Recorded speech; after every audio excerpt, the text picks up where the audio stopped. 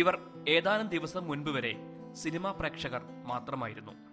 ഇന്ന് തിയേറ്ററിൽ കളിച്ചുകൊണ്ടിരിക്കുന്ന സിനിമയുടെ നിർമ്മാതാക്കളാണ്. ഇന്ദ്രൻസ് വില്ലൻ കഥാപാത്രമാകുന്നതുകൊണ്ട് മാത്രമല്ല, ജനകീയ സിനിമാ സംരംഭമായ പൊട്ടാസ് ബോംബിന്റെ നിർമ്മാണം 7 സ്ത്രീകളുടെ പങ്കാളിത്തം കൊണ്ടുകൂടി ശ്രദ്ധേയമാണ്. ഈ ലൈറ്റ് ബോയ്സ് ഓരൊക്കെ അങ്ങനെ ഭയങ്കര സ്ട്രെയിൻ ചെയ്തിട്ട് ഇത്രയും വർക്ക് ചെയ്തിട്ടാണ്. അപ്പം ഓരോ ആളുകൾ ഇത്രയും സ്ട്രെയിൻ ചെയ്തിട്ടാണ് ഇങ്ങനെ ഒരു സാധനം ഒരു 2-3 മണിക്കൂറിൻ്റെ 2 മണിക്കൂറിൻ്റെ ഒരു സാധനം തിയേറ്ററിൽ എത്തുന്നതെന്നുള്ള കറക്റ്റായിട്ടുള്ളൊരു പിക്ചർ കിട്ടിയത് ഇതിൻ്റെ ലൊക്കേഷനിൽ പോയപ്പോഴാണ്. സിനിമാ നിർമ്മാണത്തിനിടെയുണ്ടായ രസകരമായ അനുഭവങ്ങളെക്കുറിച്ച് നിർമ്മാതാക്കളിൽ ഒരാളായ ഡോക്ടർ ഡയാന ശ്രീജിത്ത്.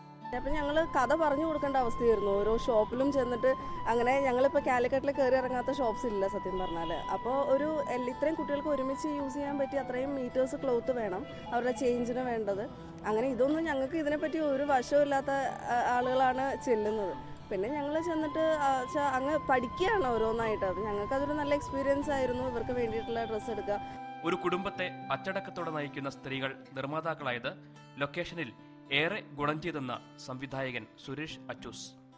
ഇവരാരും സിനിമ കാണുക എന്നല്ലാതെ സിനിമയുടെ പിന്നാമ്പുറങ്ങളെക്കുറിച്ച് യാതൊരു മുൻവിധികളും ഒരു പരിചയമില്ലാത്ത ആളുകളാണ്.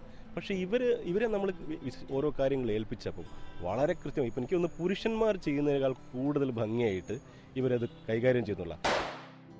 പൊട്ടാസ് ബോംബ് എന്ന സിനിമ കൈകാര്യം ചെയ്ത വിഷയത്തിന്റെ പ്രസക്തിയും ഒപ്പം സൗഹൃദവുമാണ് സിനിമാ നിർമ്മാണത്തിൽ ഇവരെ ചേർത്ത് നിർത്തിയതിൽ പ്രധാന ഘടകം.